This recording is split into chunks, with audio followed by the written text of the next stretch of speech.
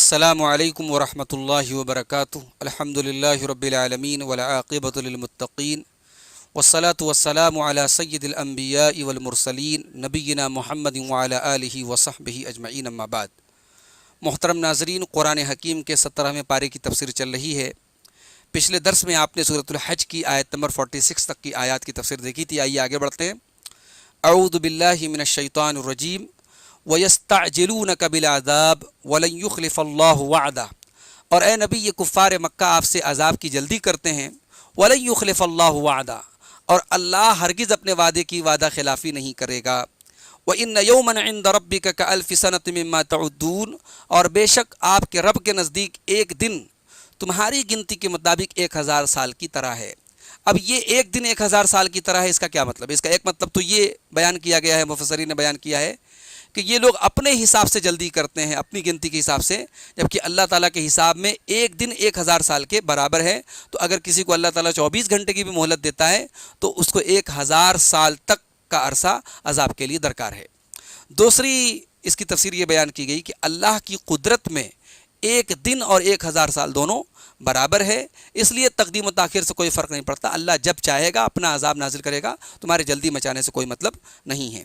وَكَأَيٍّ مِّن قَرْيَةٍ أَمْلَيْتُ لَهَا وَهِيَ ظَالِمَةٌ ثُمَّ أَخَذْتُهَا، اور کتنی ہی ایسی بستیاں تھیں جنہیں میں نے مہلت دی اور وہ ظالم تھیں۔ ثُمَّ أَخَذْتُهَا، پھر میں نے ان کو پکڑا، ان کی گرفت کی۔ وَإِلَيَّ الْمَصِيرُ، اور سب کو آخرکار میرے ہی پاس لوٹ کر کے آنا ہے۔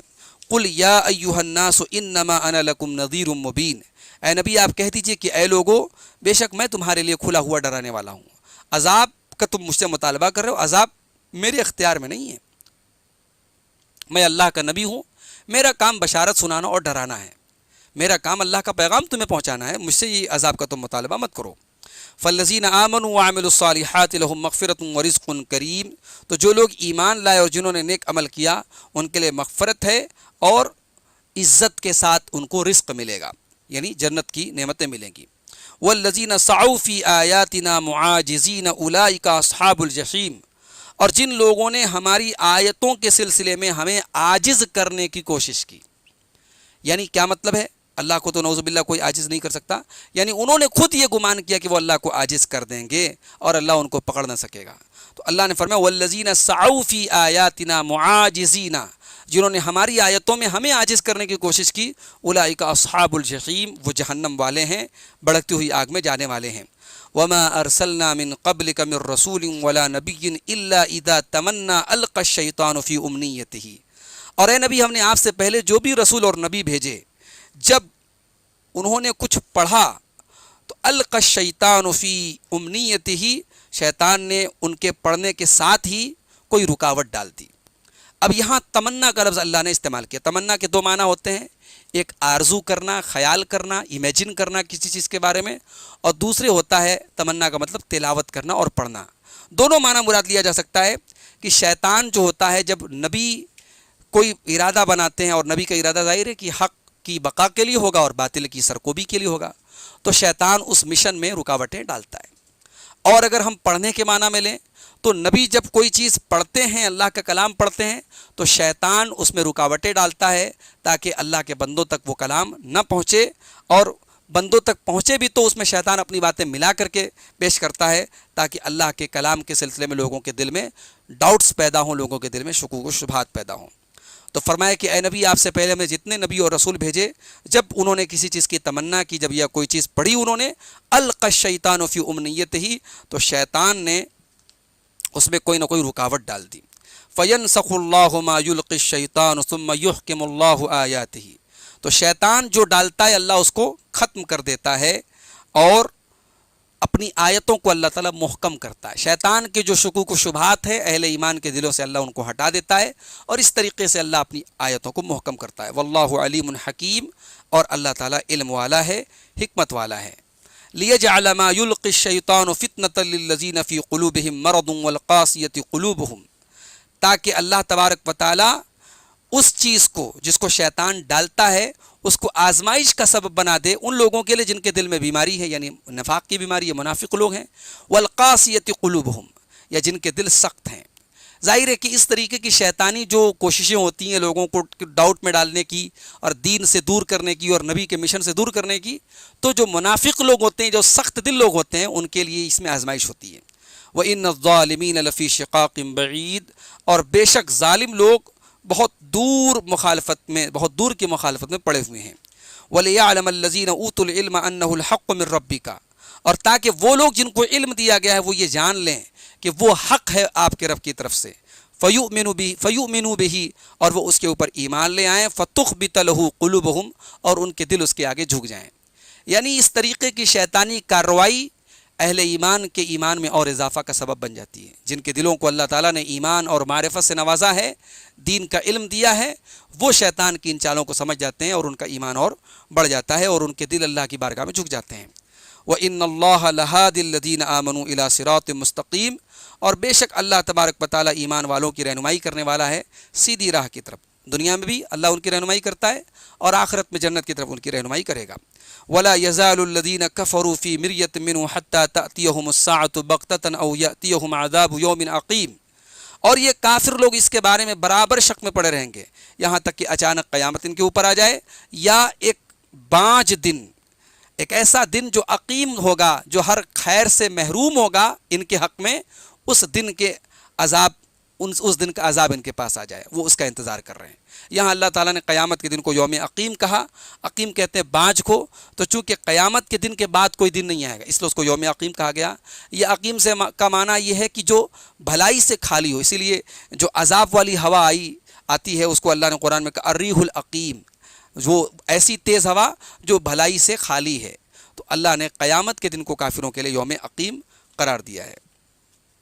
اس کے بعد فرمایا کہ الملک یومئذ للہ، اس دن بادشاہت اللہ کے ہاتھ میں ہوگی۔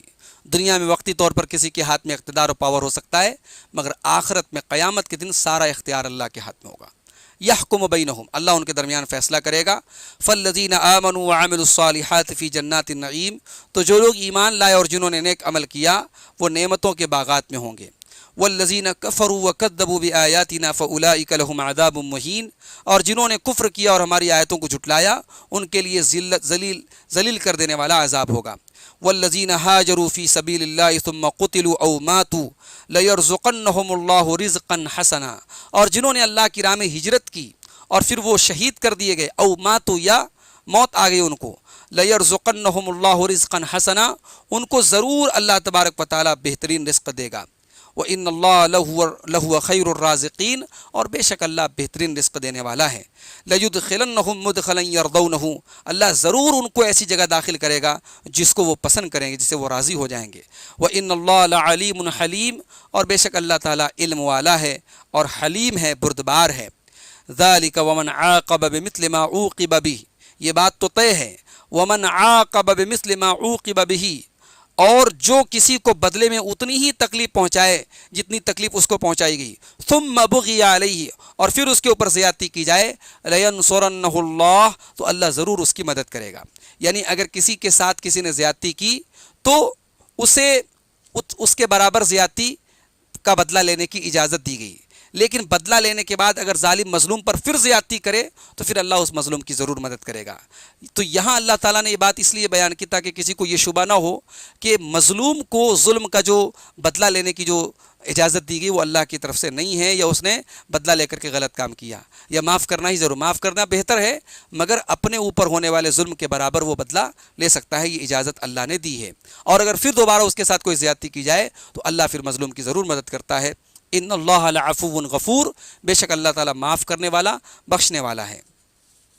اس کے بعد فرمایا کہ ذالک بان اللہ یولج اللیل فی النہار ویولج النہار فی اللیل، یہ اس لیے ہے کہ اللہ رات کو داخل کرتا ہے دن میں اور دن کو داخل کرتا ہے رات میں۔ وان اللہ سمیع بصیر، اور یہ کہ اللہ تعالیٰ سننے والا دیکھنے والا ہے۔ ذالک بان اللہ هو الحق، یہ اس لیے کہ اللہ تعالیٰ ہی برحق ہے۔ وان ما يدعون من دونہ هو الباطل، اور اس کے سوا جن کو یہ پکارتے ہیں وہ سب باطل ہیں۔ وَأَنَّ اللَّهُ الْعَلِيُّ الْكَبِيرُ، اور اللہ بلند ہے، بڑا ہے۔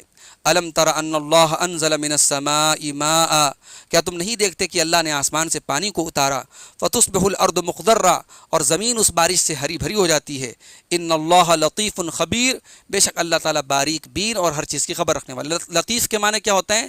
باریک سے باریک چیز کی خبر رکھنے والا، اور لطیف کا ایک معنی لطف و کرم کرنے والا بھی ہے، تو دونوں معنی مراد ہو سکتے ہیں۔ لہو ما فی السماوات و ما فی الارض وان اللہ لہو الغنی الحمید، اللہ ہی کے لیے ہے جو کچھ آسمانوں میں اور جو کچھ زمین میں، ساری چیزوں کا مالک اللہ ہے، اور بے شک وَإِنَّ اللَّهَ لَهُوَ الْغَنِيُّ الْحَمِيدُ، اور بے شک اللہ تعالیٰ بے نیاز قابل تعریف ہے۔ تو یہ سورۃ الحج کی آیت نمبر 48 سے 64 تک کی آیات تھیں۔ اس میں ایک بات تو یہ معلوم ہے کہ اللہ تعالیٰ کے حساب میں ایک دن 1000 سال کے برابر ہے۔ ایک بات یہ بھی پتہ لگی کہ نبی اپنی مرضی سے اللہ کا عذاب نہیں لا سکتے، نبی کا کام اللہ کا پیغام پہنچانا ہے، عذاب بھیجنا نہ بھیجنا یہ اللہ کے اختیار میں ہے۔ اللہ کو عاجز کرنے کی کوشش کرنے والے لوگ ہمیشہ خود عذاب میں مبتلا ہوئے، اور اللہ کو کوئی عاجز نہیں کر سکتا۔ شیطان کے بارے میں یہ پتہ لگی بات کہ شیطان ہر نبی کے مشن میں رکاوٹ ڈالنے کی کوشش کرتا ہے، ہمارے نبی کے مشن میں اس نے رکاوٹ ڈالنے کی کوشش کی۔ قیامت کے دن ہر قسم کا اختیار اور پاور اللہ کے ہاتھ میں ہوگا، یہ بات بھی ہم نے دیکھی۔ دین کی راہ میں ہجرت کرنا بہت بڑے ثواب کا کام ہے، اور اللہ تعالیٰ اس ہجرت کرنے والوں کو دنیا میں بھی اجر دے گا، بہترین رزق دے گا، اور آخرت میں بھی عظیم بدلہ دے گا۔